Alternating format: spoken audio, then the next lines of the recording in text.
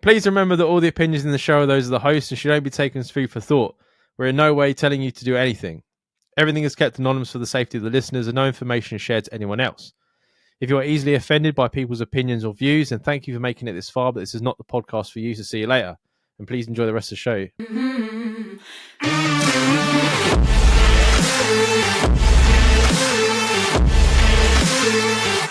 Hey boys, I'm not going to lie, I fell behind with the show, but I'm on the catch up now. I have a movie suggestion for the review show. It's an old Denzel film called Fallen. It's an entertaining watch. I actually haven't seen that, but I fucking love Denzel Washington. He's fucking quality. Rings a bell, but if it's an old one, it might be. I like his. What's his Man on Fire? That's where he saves the little girl in it. So fucking good, that film, yeah. And obviously, so underrated, that film, man. Oh, no one knows about that film. No, but it's so fucking good. But like we said earlier, we're a little bit ahead with these episodes, so it will be reviewed. It will come up. You just got to be a little bit patient. Yeah, I think it's the first week of March. I've started to question my relationship with my other half. She is not interested in doing things together, weekends away, etc. We spent some time in Wales last month and we just argued the whole time. We argue most days. I do not want to just end things without trying, but I don't know what to do. Question mark. I normally don't suggest, therapy is always great, but I think if a couple goes to therapy, it's pretty much done. But I think this is probably, if you want to keep it going, I'll suggest couples therapy. Yeah, that's a good idea. Maybe they need someone to speak to. I do think some people have the only way of communicating it is arguing. Yes, there is that as well. And that doesn't necessarily match up with everyone. So there was a few times where I got with girls and then I realised pretty quickly that she was just going to row with me every day. And I would just be like, okay, blocked, and just not deal with that anymore. As Jamie but it all depends on how much you like. If you're already been with this girl for a while and it wasn't always like that, then maybe something's happened recently that you need to discuss, maybe with some help from a therapist. But if it's a new relationship and she's been like that from the beginning, that might be her way of communicating, which means that you two are a mismatch. Unfortunately. Yeah, I was with a girl. I say woman. She wasn't. She was a girl. And yeah, she would just argue all the time, and I would just go to sleep. Every time she was arguing with you. Yeah, because every time, it was like a trigger. At first, I would fight back, and then it would just make me tired. So then, every time her voice got to a certain level, I would start yawning.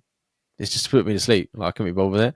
But every time I tried to break up with her, it was like I was breaking up with someone. I was stabbing her in her heart or something. I'm like, all you do is you're the worst thing ever. Yeah, all you do is argue with me. Why do you give a fuck if we break up? Screaming and crying and shit. I'm like, all right, yeah, whatever, fine. Fucking unstable, man. Yeah. I went out with a girl once who was that unstable that she used to call me up, and I knew when she was I'd be out with the lads, and we'd be playing football or something, and she'd call me up, and I would know that she's calling me up to start me, so then I would not pick up. Yeah, which then infuriated her even more. And then eventually, when we're taking a breather halfway through the game, she's called me 70 odd times, fucking during the game. Yeah, I'll sit and I would have a smoke, as you do midway through a football game. And I'm on the phone, and I'll be like, "What's up?" And then she'd be like, "Who are you with?" And then a few times she was out walking around where she knew that I would be. And I'd be like, this girl's fucking mental. The sex was good, so I stayed around for a lot longer than I should have. Yeah. But I was like, when I realised how fucking crazy she was, I was like, oh man, this is I don't know what to do. Yeah. And then one day I remember I was walking down Bradges Hill. Do you remember Bradges Hill? Yeah. And she cornered me with two of her friends and was asking me where I'm going and why I'm going down the hill. And I was like, that's it. She never heard from me again. That was blocked on everything. Fucking when she used to knock on the door for me, my mum used to come down and say, "Oh, Jamie's not about." I was fucking upstairs looking out the window, mate. I was not letting her near me, bruv. And it took about a year and a half for her to stop fucking knocking on the door. Jesus Christ, man. She was persistent, man. Yeah. I was thinking about this at work today, and I was thinking to myself, like you said, if at the beginning of the relationship she wasn't like that, and all of a sudden she's like arguing all the time, maybe she's depressed about something, but she doesn't know how to like talk about it, and that's why she's like, it's like anxiety isn't something like that could just start. You know what I mean? You could just start getting anxiety about if you're overwhelmed with things or like stressed out. So you're wanting to take it to all these different places, and she just might be feeling like she can't handle it. Yeah, that can happen. Like I've mentioned a few times on the podcast, like pre-COVID, that I never thought twice about going into certain situations, and now I way overthink things. Like if I'm going to like a pub that I've never been to before, or if I'm going to like a shop I've never been to before, I'll think about everything that possibly could go wrong. Yeah, to the point where, what if there's an armed robbery and I'm there? Yeah, like it's ridiculous. But that's exactly. That's my point. And that cropped up out of nowhere. Yeah. So I think like therapy. I say about therapy is like a last resort because I just think to myself like, why have you bothered? But it's good in a way because it gives them a safe space. Yeah. Well. Yeah. Well, that's what the therapist will tell you. and that might help them open up a lot more. We do have a sponsor for the episodes if they don't want to leave the house. We've got BetterHelp. I was thinking the other day whether does that link still work. We've had it for so long. Oh yeah, I tried it the other day to make sure. Okay, that's all right then. Why not try BetterHelp? Yeah, it still works. BetterHelp's always there. You can get a discount through us. Give it a go. See if it helps. Yeah, but yeah, I understand what you mean about you don't just want to give up, but sometimes it's not worth it. You know what I mean? Like it's not worth having arguments all the time. You don't enjoy anything anymore. It just becomes a burden wanting to do anything. And if you're 2 months in and you're on your 6th argument, then it's not the right relationship. No, not at all. Did it say how long they've been together? No, because I said about a long-term thing, and I was thinking I'll say something about a short-term thing as well. Oh yeah, it just says I've started to question my relationship. Yeah, so it's like it's difficult though, right? As well, because like me and Sabina are talking about moving in, she moving in here and stuff like that. And I've said to her before, I was like, it's so much easier when you're younger.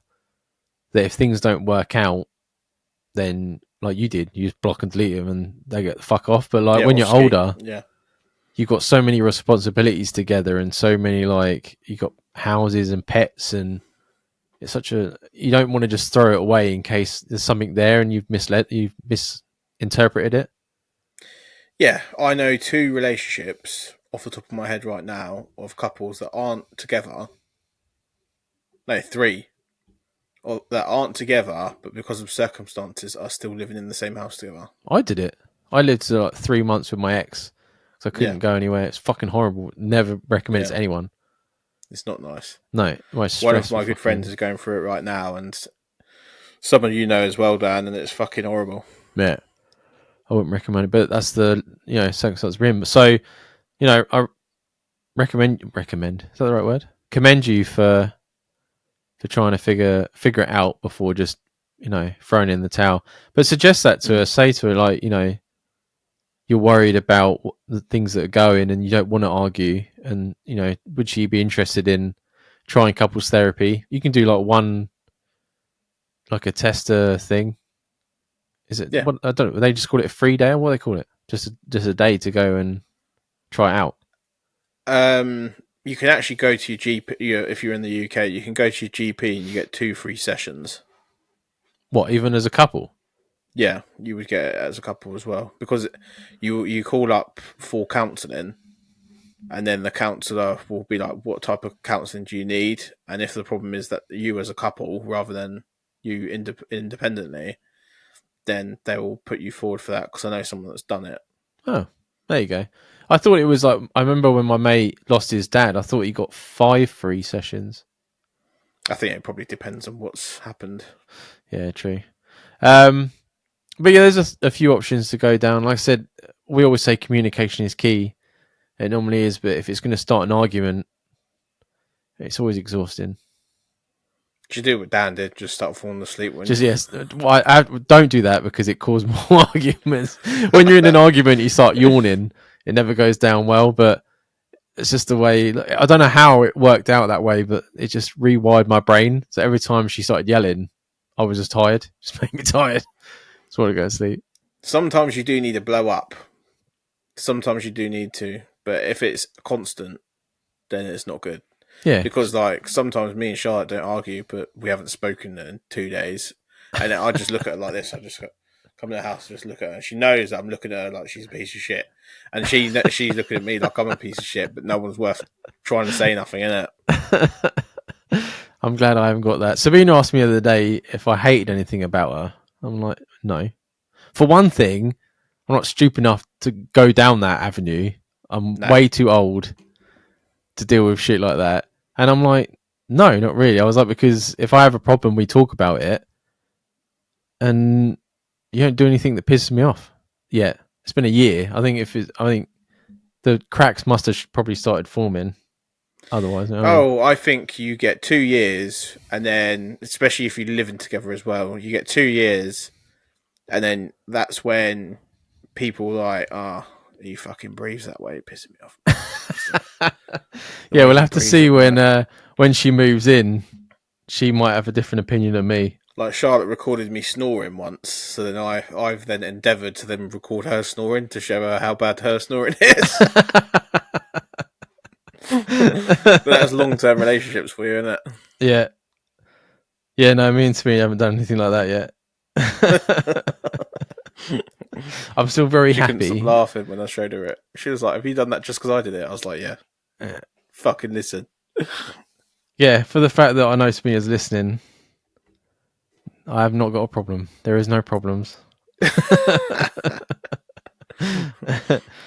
But good luck. Let us know how you get on. Hopefully, obviously, we want you to sort it out. But if you don't and you still need us, you know where we are.